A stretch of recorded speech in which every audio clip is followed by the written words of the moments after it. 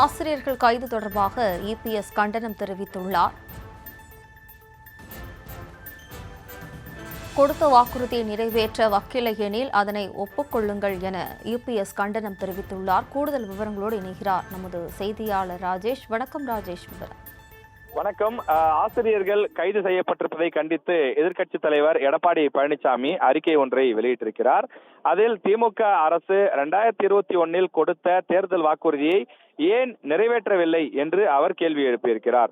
அதாவது இன்று சம வேலைக்கு சம ஊதியம் வேண்டும் என்ற கோரிக்கையை வலியுறுத்தி இடைநிலை ஆசிரியர்கள் 1000க்கும் மேற்பட்டோர் சென்னையில் போராட்டம் நடத்தி கைது செய்யப்பட்டார்கள்.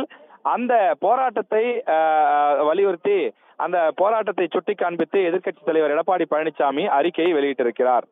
சம வேலைக்கு சம ஊதியம் வேண்டும் என்று 4.5 ஆண்டுகளாக ஆசிரியர்கள் தொடர்ந்து கோரிக்கை வைத்து வருகிறார்கள்.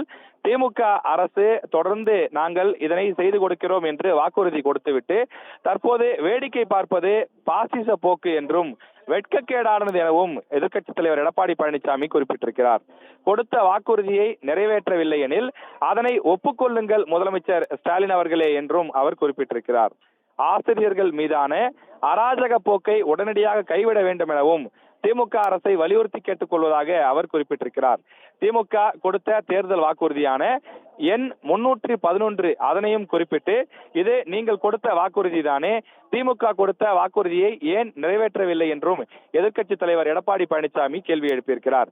இன்று காலை டிபிஐ வளாகத்திற்கு முன்பு தமிழ்நாட்டின் பல்வேறு அரசு பள்ளிகளில் பணியாற்றக்கூடிய இடைநிலை ஆசிரியர்கள் 1 முதல் 8ஆம் வகுப்பு வரை பாடம் நடத்தக்கூடிய அந்த ஆசிரியர்கள் போராட்டத்தில் ஈடுபட்டார்கள். அவர்களுடைய கோரிக்கை என்பது 2009ஆம் ஆண்டுக்கு பிறகு பணி நியமனம் செய்யப்பட்ட தங்களுக்கு குறைவான ஊதியம் வழங்கப்படுகிறது.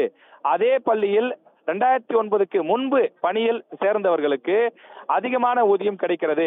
நாங்களும் ஒரே வேலையைத்தான் செய்கிறோம், ஒரே வகுப்புக்குத்தான் பாடம் எடுக்கிறோம், எங்களுக்கு மட்டும் ஏன் குறைவான ஊதியம் வழங்கப்படுகிறது என்று அவர்கள் கோரிக்கை வைத்திருக்கிறார்கள். இந்த கோரிக்கை வலியுறுத்தி போராட்டத்தில் ஈடுபட்டவர்கள் இன்று கைது செய்யப்பட்டு மண்டபங்களில் அடைக்கப்பட்டிருக்கக்கூடிய நிலையிலே எதிர்க்கட்சித் தலைவர் எடப்பாடி பழனிசாமி அதற்கு கண்டனம் தெரிவித்திருக்கிறார். தமிழக அரசு உடனடியாக ஆசிரியர்களின் கோரிக்கையை நிறைவேற்ற வேண்டும் எனவும் வலியுறுத்தி இருக்கிறார்.